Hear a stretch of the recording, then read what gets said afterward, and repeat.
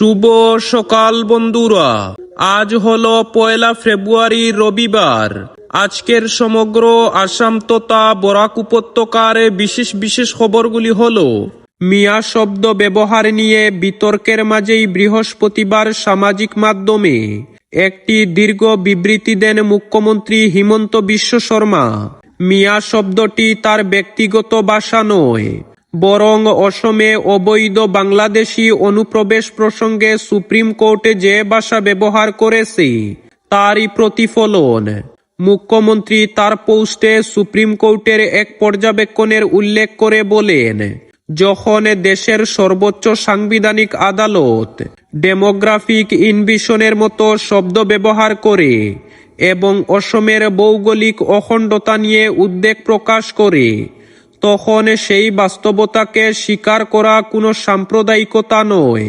অন্যদিকে রাজনৈতিক মহলেও মুখ্যমন্ত্রীর বক্তব্য ঘিরে তীব্র প্রতিক্রিয়া তৈরি হয়েছে। কংগ্রেসের পক্ষ থেকে অভিযোগ তোলা হলে পাল্টা জবাবে মুখ্যমন্ত্রী বলেন, তার মন্তব্য নিয়ে কেউ আপত্তি জানালে আদালতে মামলা করতে পারেন। সাহস থাকলে আদালতে মামলা করুন, আমি আদালতে সব প্রমাণ পেশ করব। এদিন মুখ্যমন্ত্রী মহিলা উদ্যমিতা যোজনার আওতায় প্রায় 37,000 মহিলার হাতে 10,000 টাকার আর্থিক সহায়তার চেক তুলে দেন। পরবর্তী খবরটি হল, প্রধানমন্ত্রী আবাস যোজনার সরকারি ঘরের নামে ঘুষ নেওয়ার দাবি। জিআরএসের বিরুদ্ধে গুরুতর অভিযোগ। সরকারি প্রকল্পের নামে দুর্নীতির বিরুদ্ধে কড়া অবস্থান নিয়েছিলেন মুখ্যমন্ত্রী হিমন্ত বিশ্ব শর্মা। প্রধানমন্ত্রী আবাস যোজনা থেকে শুরু করে সরকারি যে কোনো প্রকল্পে দুর্নীতি হলে এর বিরুদ্ধে কঠোর ব্যবস্থা নেওয়া হবে বলে ঘোষণা দিয়েছিলেন মুখ্যমন্ত্রী। মুখ্যমন্ত্রীর ঘোষণার পর থেকে একের পর এক সরকারি কর্মচারী থেকে শুরু করে দুর্নীতিগ্রস্ত কর্মচারীদের আটক করেছে পুলিশ। মুখ্যমন্ত্রীর একটাই কথা, সরকারি প্রকল্পের নামে দুর্নীতি কোনো অবস্থায় বরদাস্ত করা যাবে না। তবে এবার মুখ্যমন্ত্রী হিমন্ত বিশ্ব শর্মার নির্দেশকে বুড়ো আঙ্গুল দেখিয়ে প্রধানমন্ত্রী আবাস যোজনার নামে প্রকৃত সুবিধাপ্রাপকের কাছ থেকে মোটা অঙ্কের টাকা দাবি করেন দায়িত্বপ্রাপ্ত জিআরএস। কালাইন উন্নয়ন খণ্ডের অন্তর্গত পশ্চিম কাটিগড়ার নিশ্চিন্তপুর জিপির জিআরএস প্রজ্জ্বল দাসের বিরুদ্ধে এমনই গুরুতর অভিযোগ করেছেন দায়িত্বপ্রাপ্ত সুবিধাপ্রাপকরা। এ নিয়ে মঙ্গলবার সংবাদ মাধ্যমের সামনে মুখোমুখি হয়ে অভিযোগ করেন সুবিধাপ্রাপকরা। গড় নির্মাণের জন্য প্রথম ও দ্বিতীয় কিস্তির টাকা তাদের ব্যাংক অ্যাকাউন্টে ঢুকে টাকা পেয়ে তারা সরকারি নিয়ম অনুসারে গড় নির্মাণের কাজ শুরু করেন। কিন্তু 2 কিস্তির টাকা পেয়ে গড়ের কাজ শুরু করলেও এখনো পর্যন্ত সুবিধাপ্রাপকদের অ্যাকাউন্টে ঢুকেনি 3য় কিস্তির টাকা। ফলে অর্ধসমাপ্ত হয়ে পড়েছে প্রধানমন্ত্রী আবাস যোজনার গৃহের কাজ। 3য় কিস্তির টাকা পেতে সুবিধাপ্রাপকদের কাছ থেকে টাকা দাবি করেন জিআরএস। এই অভিযোগও তাদের। এদিকে জিআরএসকে টাকা না দেওয়ায় দীর্ঘ কয়েক মাস থেকে সুবিধাপ্রাপকদের অ্যাকাউন্টে ঢুকছে না 3য় কিস্তির টাকা। ফলে অর্ধসমাপ্ত হয়ে পড়েছে প্রধানমন্ত্রী আবাস যোজনার সরকারি ঘর। অবশেষে কোনো উপায় না পেয়ে সংবাদ মাধ্যমের দ্বারস্থ হন সীমান্তবর্তী নিশ্চিন্তপুর জিপির প্রধানমন্ত্রী আবাস যোজনার সুবিধাপ্রাপকরা। এ অবস্থায় দুর্নীতিগ্রস্ত জিআরএসের বিরুদ্ধে বিহিত ব্যবস্থা নিতে রাজ্যের মুখ্যমন্ত্রী হিমন্ত বিশ্ব শর্মা সহ প্রশাসনের কাছে জোরালো দাবি জানিয়েছেন এলাকার জনগণ। পরবর্তী খবরটি হল, পাতারকান্দি এলাকায় গৃহবধূকে হত্যা, আটক করা হলো অভিযুক্ত স্বামীকে। দাম্পত্য কলহ দাঁড়ালো অস্ত্রের আঘাতে। নিষ্পাপ শিশুদের সামনে এক মায়ের মর্মান্তিক মৃত্যু। পাতারকান্দি থানার অধীনে বান্দরকুনা গ্রামের সেই ভয়াবহ রাত আজও তাড়া করে ফিরেছে এলাকাবাসীকে। অবশেষে 7 দিনের টানা অভিযানের পর গ্রেফতার হলো অভিযুক্ত ঘাতক স্বামী পাতারকান্দি থানার পুলিশের হাতে।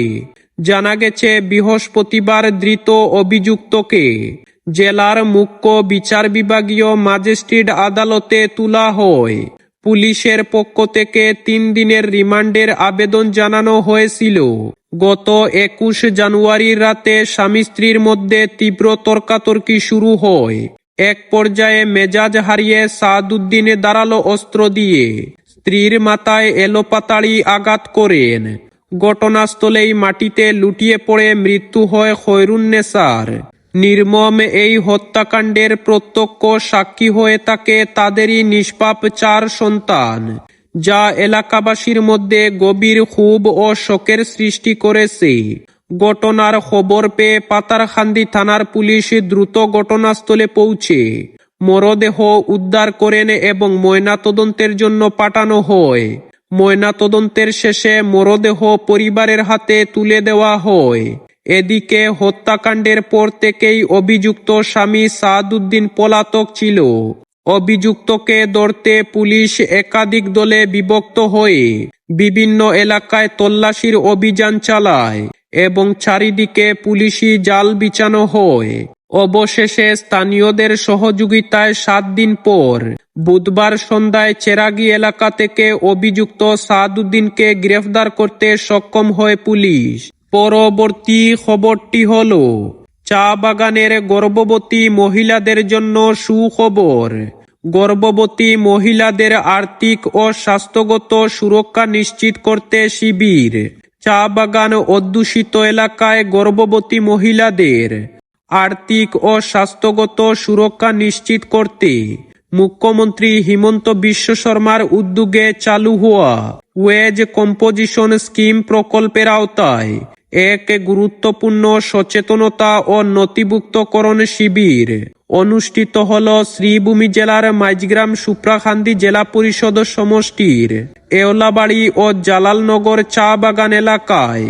এই প্রকল্পের অধীনে চা বাগান এলাকার গর্ভবতী মহিলারা 3টি ইনস্টলমেন্টে মোট 15,000 টাকা আর্থিক সহায়তা পাবেন।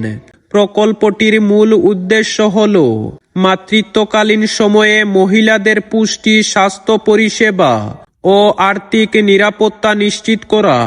এওলাবাড়ি ও জলালনগর চা বাগানের 60 জনের বেশি গর্ভবতী মহিলাকে অসম সরকারের এই প্রকল্পের আওতায় আনুষ্ঠানিকভাবে নথিভুক্ত করা হয়। পরবর্তী ও শেষ খবরটি হল ধুবড়ীতে এসআরের বিরুদ্ধে বিক্ষোভ মিছিল AIDUF এর। মিয়া সম্প্রদায়ের বিরুদ্ধে ভুয়ো নোটিশ জারি এবং রাজ্য জুড়ে সংখ্যালঘুদের নাম ভোটার তালিকা থেকে বাদ দেওয়ার প্রতিবাদে বিক্ষোভ কর্মসূচি পালন করল AIDUF এর ধুবড়ী জেলা কমিটি। বৃহস্পতিবার ধুবড়ীর বিধায়ক নজরুল হক এবং গৌরীপুরের বিধায়ক নিজানুর রহমানের নেতৃত্বে কয়েক শতাধিক UDF কর্মী হাতে ব্যানার ও প্লেকার্ড নিয়ে জেলা কমিশনারের কার্যালয়ের সামনে বিক্ষোভ প্রদর্শন করেন। বিক্ষোভ চলাকালীন বিজেপি গো ব্যাক, মুখ্যমন্ত্রী মুর্দাবাদ, অভিযোগকারীদের গ্রেফতার করো, ভারতীয় সংখ্যালঘুদের নাম অবৈধভাবে মুছে ফেলা বন্ধ করো এবং মিয়া সম্প্রদায়ের নাম বাতিলের ষড়যন্ত্র বন্ধ করো, এই ধরনের স্লোগান দেওয়া হয়। বিক্ষোভ শেষে জেলা কমিশনার নবদ্বীপ পাঠকের মাধ্যমে নির্বাচন কমিশনারের কাছে একটি স্মারকপত্র প্রদান করা হয়।